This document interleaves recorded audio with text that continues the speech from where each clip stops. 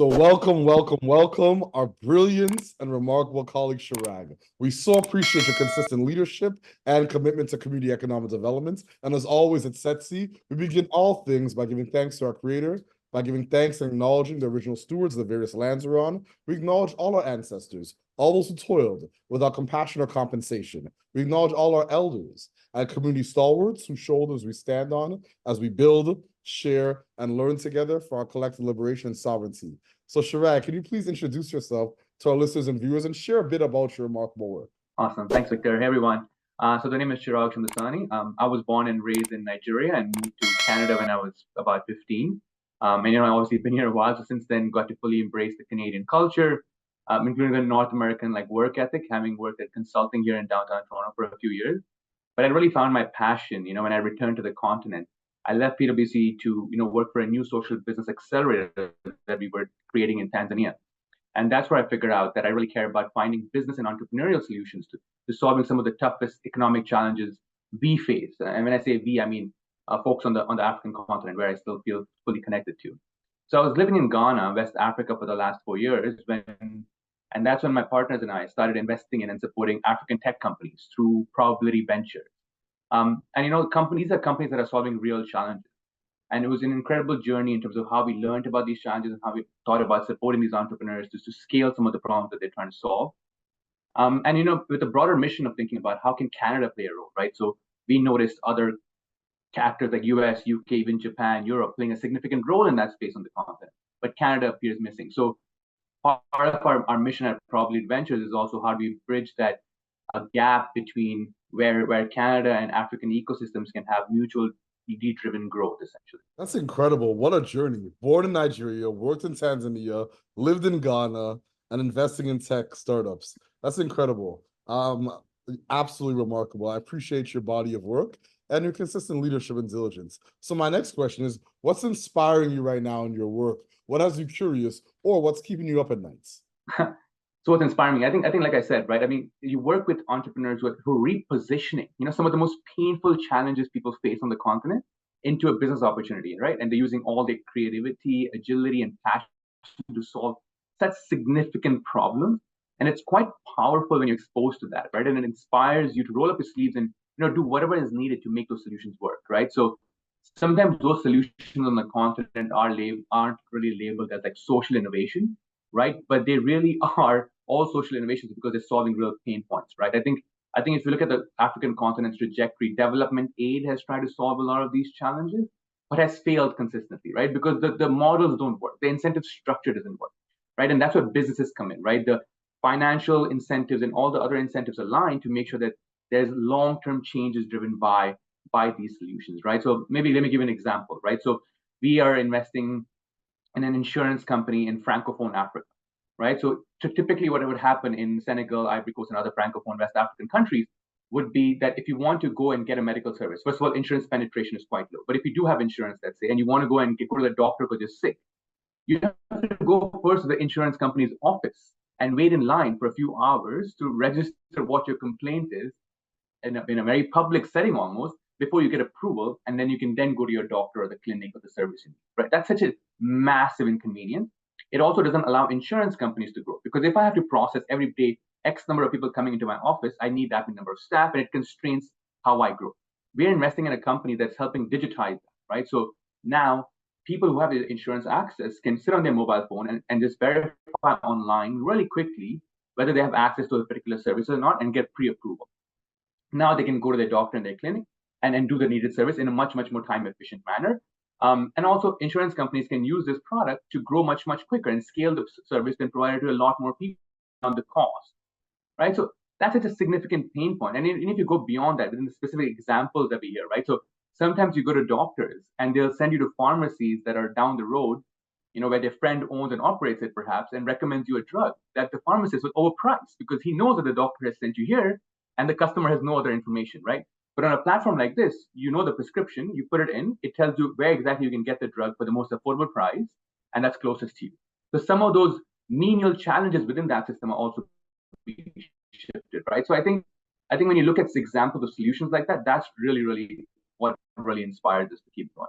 Yeah, so my next question, what challenges and barriers do you face in your work? And what are some of the approaches you and your colleagues are taking to overcome some of these challenges and barriers? I mean, there's a lot. I think we could speak for hours, right? I mean, if you think about the macro environment challenges, if you think about the government policy challenges that the continent faces, the entrepreneurs we work with, tend to face a wide variety of challenges that some of them we can control, some of them we can sort of help tackle, and some of them are basically things that we need to innovate and evolve around. So I won't speak about that. Let me maybe hone on a challenge that's probably more relevant to your audience, right? Thinking about the Canadian perspective. So what we've been trying to do is that understand why Canada isn't playing a role on the African continent that goes beyond aid and goes beyond mining, right? If you look at US, Europe, even Japan, they're all actively investing in African tech because they see the opportunity both of Africa as a market, but also as a driver of innovation that can drive their own growth and their own markets, right? But Canada seems missing in this picture. So what we're trying to do is like, how do we understand and appreciate how Canadians can look into tapping the opportunity? So it's a bit of ignorance, but also being a bit risk averse, right? So we are working to demonstrate the opportunity Africa presents as the last frontier market and how our growing African diaspora sets us up well to drive mutually beneficial opportunities for economic growth, right? This is an uphill battle, but there are some examples. I just want to give a couple of examples where this is actually happening, right? So we have a Nigerian company that's helping the Canadian government source the right set of employees in the construction industry from Nigeria and help them to get the right visa processing to get here, right? So solving a Canadian challenging, leveraging a company that's based, a tech company that's based on the continent. Similarly, we have a company that is also helping international students from the continent get access to credit. When you have to make a deposit for your rental agreement, or thinking about how do you build a credit history to get further loan, right? So there are already examples how we can leverage our African diaspora, how we can leverage the Canadian values to drive these connections and drive this growth, right? But that's the challenge that keeps us up because it is very hard to make sure Canadians who are generally risk averse and maybe ignorant about the continent, perhaps to no fault of their own, right? A lot of the messaging about Africa development organizations push on us to sort of raise funding, and that gets stuck. So I think our team is really wants to really make sure how we build that connection, so that's not a missed opportunity. Because if you look at Canada's economic growth patterns, it's also stagnant, and we need growth. Africa presents an opportunity for growth. We have the right ingredients, the right set of people, the right set of values to become a partner in that journey. So we're thinking about how do we overcome that, right? So we started as a venture capital firm, and we took only Canadians investors and invested in African tech to expose them. But we now feel like we need to go beyond that. So we're exploring pilots and collaborative models with like government, with private sector, with institutional investors to help demonstrate the opportunity Africa presents as a market for growth and as a market for innovation. I think that's the challenge that really keeps us up at night, and one we're really trying to overcome that's hopefully relevant for your audience as well. Absolutely. And I love the way you framed all that for us with deep introspection and just a comprehensive background in terms of all the nuances in the ecosystem. So my next question is, do you have a set of key priorities right now in your work? Yeah, I think supporting the startups that are already in our portfolio, in our network, right? I mean, they're going through some significant challenges if you look at the high rate of inflation, currency depreciation on the continent.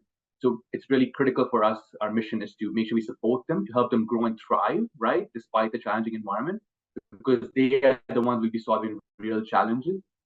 And then hopefully also building stronger collaboration between Canadian institutions and African tech for both sets of populations in both geographies.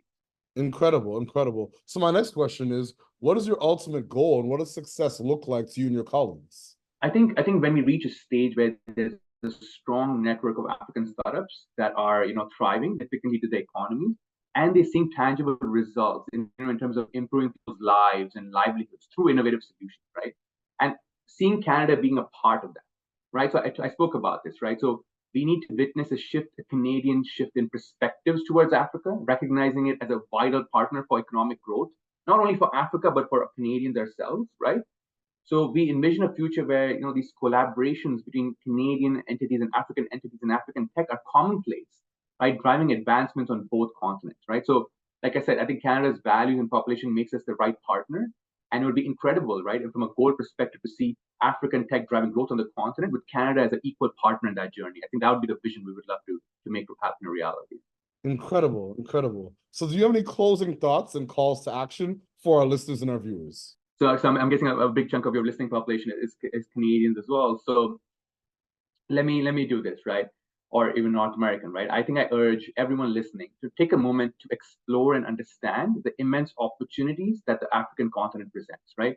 So whether you're an entrepreneur, an investor, a policymaker, or just someone who's interested about the world of technology and innovation, I think there's a role for you to play, right? We encourage you to consider how you can contribute to fostering collaboration or even deepening your own understanding within your network and community, right? So be an advocate for change, right? By challenging stereotypes and outdated narratives about Africa, right? Embrace the role of being a champion for a new narrative that acknowledges the continent's potential and promise, right? I think together as a community, we can shift perceptions and catalyze like meaningful partnerships that not only transform economies, but also build bridges between these two diverse and such connected communities.